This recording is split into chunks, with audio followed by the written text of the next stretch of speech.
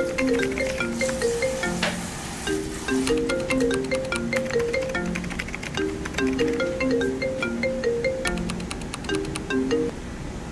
Ma?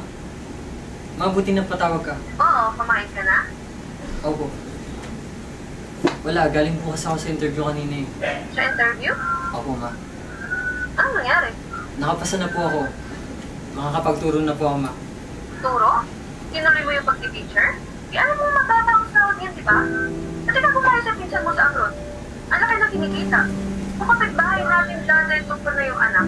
Tingnan mo, may bahay na pinapatay. Pero, Ma, I want to make a difference. Difference? Maghihirap ka dyan.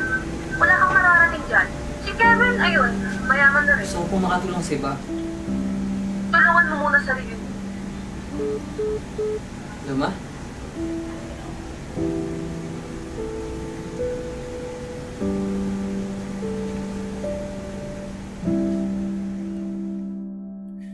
Sa bawat hakbang ko'y may tanong, bakit daw ito ang landas na piniling tahakin? Araw-araw sa silid nagtuturo, sa hirap at pagod di sumusuko. Pasan ang bigat ng mga mata ng mga bata sa silid-aralan, na ang gusto lang ay mabigyan sila ng mga bagong kaalaman. Sir! Oh, andyan ka pa pala. Maraming salamat po ah. Matagal ko na po talaga kasing inaaral yun. Hindi ko po talaga siya makuha. Pero ngayon, okay na po. Natutunan ko na po siya. Ganun talaga. Minsan, mahirap siya sa umpisa, pero masaya ako na nakuha mo na siya. Thank you po. Sa pagtapos ng klase, ang trabaho ng guro ay di nagwawakas. Sa gabi napapagod upang paghandaan ng bukas. Mga plano at sangkap para sa pagtuturo ay inihahanda. Bakit nga ba tila mababa ang sahod ng guro? Sabi ng iba. Tinuloy mo yung pag-teacher? Alam mo mababa ang sahod yan, di ba? Kasi ka kumain sa pinsan mo sa abroad. Ang laki na kinikita. Kung kapit-bahay natin dati, ito na yung anak. Tingnan mo, may bahay na pinapatayo. Minsan, ako'y napapaisip na baka tama nga sila. Pero bilang guro, saksi ako sa nagagawa ng pagtuturo sa mga bata. Nagiging masaya sila at lubusang mas nagiging handa. Handa para harapin ang anumang hamon na susubok sa kanila. Okay class, so again I just want you to remember that it's okay if you don't get it right away. There's no such thing as instant when it comes to learning. You might face challenges, difficulties, or obstacles. But what's important is you will learn and you will grow.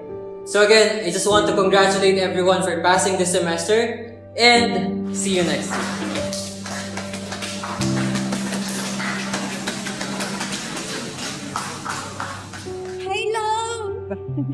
Hello, dyan ka na pala. Yun nga pa? I have a gift for you. Thank you. Teka, okay ka lang ba? Yeah, okay lang ako. Patingin? Parang hindi naman eh.